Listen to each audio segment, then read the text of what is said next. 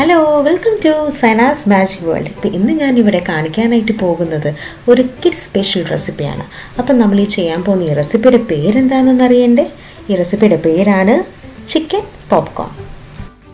അപ്പോൾ നമുക്ക് ഈ ചിക്കൻ പോപ്കോൺ എങ്ങനെ തയ്യാറാക്കാമെന്ന് നോക്കാം. ചിക്കൻ പോപ്കോൺ ചെയ്യാനായിട്ട് ഞാനിവിടെ 250 ഗ്രാം ചിക്കനാണ് എടുത്തിരിക്കുന്നത്. അപ്പോൾ ഈ ചിക്കൻ നന്നായിട്ട് കഴുകി ഡ്രെയിൻ ചെയ്ത് വെച്ചിരിക്കുന്നതാണ്. നമുക്ക് ചിക്കൻ പോപ്കോൺ ചെയ്യാനായിട്ട് നമുക്ക് ചിക്കൻ്റെ ബ്രസ്റ്റ് പാർട്ടാണ് നമുക്ക് വേണ്ടത്. ഇനി ഇതിലേക്ക് ഒരു 1/4 ടീസ്പൂൺ ബേക്കിംഗ് പൗഡർ ചേർത്ത് കൊടുക്കാം.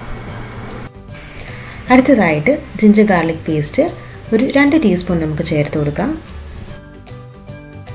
ഒരു എരിവിനായിട്ട് നമുക്ക് പെപ്പർ പൗഡർ കുരുമുളക് പൊടി 1 ടീസ്പൂൺ ഇട്ട് കൊടുക്കാം.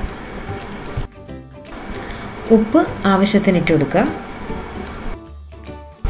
ഇനി ഞാൻ ഇതിലേക്ക് ചെറിയ ഒരു മധുരത്തിനും അതേപോലെ ടേസ്റ്റിനും പിന്നെ ഒരു ഇച്ചിരി പുളിക്കും വേണ്ടിയിട്ട് ഞാനിവിടെ ടൊമാറ്റോ സോസ് ചേർക്കുന്നുണ്ട്. അപ്പോൾ ഇവിടെ ഞാൻ ടൊമാറ്റോ സോസ് ചേർക്കുന്നത് ഒരു 4 ടീസ്പൂണാണ് കേട്ടോ.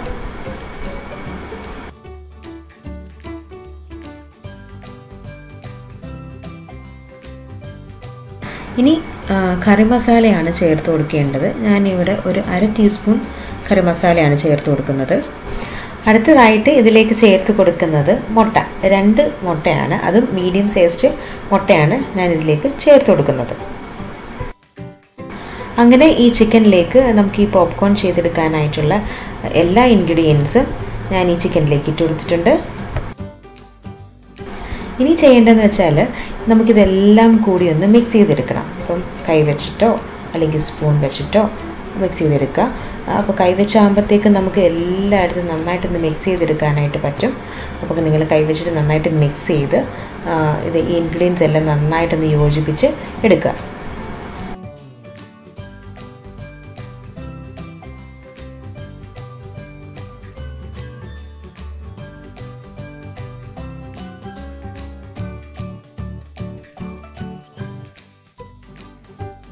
ഇപ്പം ഞാനിത് നന്നായിട്ട് മിക്സ് ചെയ്ത് കഴിഞ്ഞിട്ടുണ്ട്. ഇപ്പോൾ കൂടുതലായിട്ട് ഇനി നമ്മുടെ ഈ ചിക്കനിലേക്ക് മസാലയൊക്കെ ഒന്ന് പിടിക്കണമല്ലോ, അതിനായിട്ട് ഒരു ലിഡ് വെച്ചിട്ട് ഇതിങ്ങ് അടച്ച് വെക്കണം. അപ്പോൾ നമുക്കൊരു ഏകദേശം ഒരു 15 തൊട്ട് 20 മിനിറ്റ് നമുക്ക് ഈ ചിക്കൻ ഒന്ന് മൂടി വെക്കാം. ഇപ്പോൾ ഇവിടെ ഏകദേശം ഒരു 25 മിനിറ്റ് കഴിഞ്ഞു. നമ്മുടെ ഈ ചിക്കനിൽ ഈ അരപ്പെല്ലാം നന്നായിട്ട് പിടിച്ചിട്ടുണ്ട്. സാധാരണ നമ്മൾ എന്തെങ്കിലും സ്നാക്സൊക്കെ വറുക്കാനായിട്ട് ബ്രെഡ് ക്രംസ് ആണ് നമ്മൾ കൂടുതലും എടുക്കാറുള്ളത്. പക്ഷെ ഇവിടെ ഞാൻ ഈ റസ്ക് വെച്ചിട്ടാണ് ഞാൻ ഈ ചിക്കൻ ഒന്ന് കോട്ട് ചെയ്തെടുക്കുന്നത്. അപ്പോൾ ഇവിടെ ഞാൻ ഏകദേശം റസ്ക് എടുത്തിരിക്കുന്നതെന്ന് പറയുന്നത് ഒരു 12 പീസ് ഓളം റസ്ക്കാണ് ഞാനിവിടെ ഈ എടുത്തിട്ടുള്ളത്. അത് നന്നായിട്ട് പൊടിച്ച് ഇതേപോലെ വെക്കണം. അതേപോലെ നിങ്ങൾ ഈ റോസ്റ്റഡ് റസ്ക് പൊടിക്കുമ്പോഴത്തേക്കും ഒത്തിരി അങ്ങ് പൗഡേർഡ് ആവരുത് കേട്ടോ, കുറച്ച് തരിയൊക്കെ ഉണ്ടാവണേ. നമ്മുടെ ബ്രെഡ് ക്രംസ് പോലെയല്ലേ, ആ രീതിയിൽ വേണം നിങ്ങൾ ഈ റോസ്റ്റഡ് റസ്ക് പൊടിച്ചെടുക്കാനായിട്ട്. നമ്മുടെ ഇനി അടുത്ത സ്റ്റെപ്പ് എന്ന് പറയുന്നത് ഈ മാരിനേറ്റ് ചെയ്ത് വെച്ച ചിക്കൻ നമ്മൾ ഈ പൊടിച്ച് വെച്ചിരുന്ന റസ്ക് പൊടിയിലേക്ക് ഓരോരോ പീസസ് ആയിട്ട് ഇട്ട് കൊടുത്തിട്ട് ഈ റസ്ക് പൊടി വെച്ചിട്ട് നന്നായിട്ടൊന്ന് കോട്ട് ചെയ്തെടുക്കുക. അപ്പോൾ ശ്രദ്ധിക്കണം ചിക്കൻ്റെ എല്ലാ ഭാഗത്തും ഈ റസ്ക് പൊടി നന്നായിട്ട് കോട്ട് ചെയ്തിട്ടുണ്ടോ ഇല്ലയോ എന്നുള്ളത്.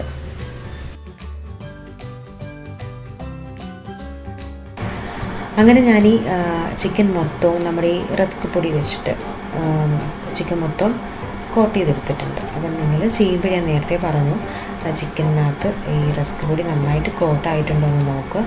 എന്നാലേ നമ്മുടെ ഈ ഒരു സ്നാക്ക് നല്ല ക്രിസ്പി ആയിട്ട് ടേസ്റ്റി ആയിട്ടും കിട്ടത്തുള്ളൂ. പിന്നെ ഇനി നമ്മൾ ചെയ്യേണ്ടതെന്ന് വെച്ചാൽ ഈ നമ്മൾ കോട്ട് ചെയ്ത് വെച്ചിരുന്ന ഈ ചിക്കൻ ഒരു 10 മിനിറ്റ് നമുക്കൊന്ന് ഫ്രിഡ്ജിൽ വെക്കാം. 10 മിനിറ്റ് കഴിഞ്ഞാൽ നമുക്ക് ഈ ചിക്കൻ ഒന്ന് ഫ്രൈ ചെയ്തെടുക്കാം.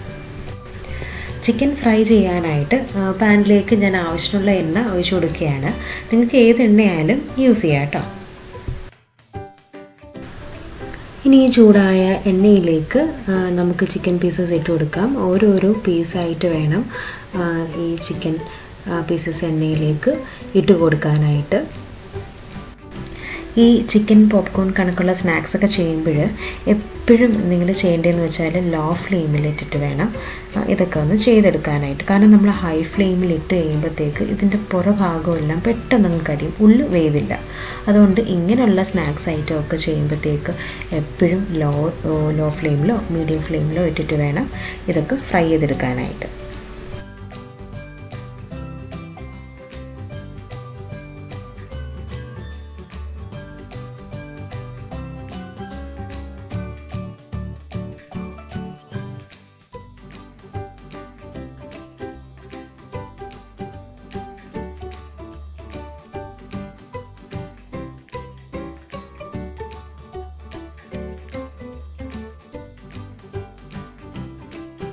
ഇപ്പോൾ ഈ ചിക്കൻ്റെ ഒരു സൈഡ് നന്നായിട്ട് വെന്ത് കിട്ടിയിട്ടുണ്ട്.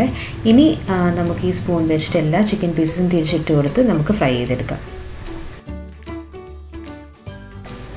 ലോ ഫ്ലെയിമിൽ ഇട്ടിട്ട് വേണേ നമ്മൾ ചിക്കൻ്റെ മറ്റു സൈഡും കുക്ക് ചെയ്തെടുക്കാനായിട്ട്. ഇനി ഒരു 10 മിനിറ്റും കൂടെ മതി നമുക്ക് ഈ ചിക്കൻ ഒന്ന് ഫ്രൈ ചെയ്തെടുക്കാനായിട്ട്. അപ്പോഴത്തേക്ക് നമ്മുടെ ചിക്കൻ പോപ്കോൺ ഇവിടെ റെഡിയായി കഴിയും.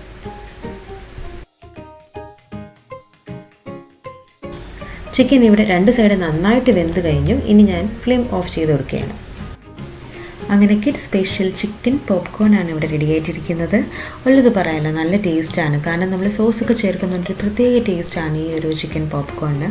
സ്കൂളൊക്കെ തുറന്നു വിട്ട് കഴിഞ്ഞാൽ കുട്ടികൾക്ക് ടിഫിൻ ബോക്സിൽ ഈ ഒരു ചിക്കൻ പോപ്കോണൊക്കെ കൊടുത്തു വിട്ട് കഴിഞ്ഞാൽ കുട്ടികളിതൊക്കെ കഴിക്കും.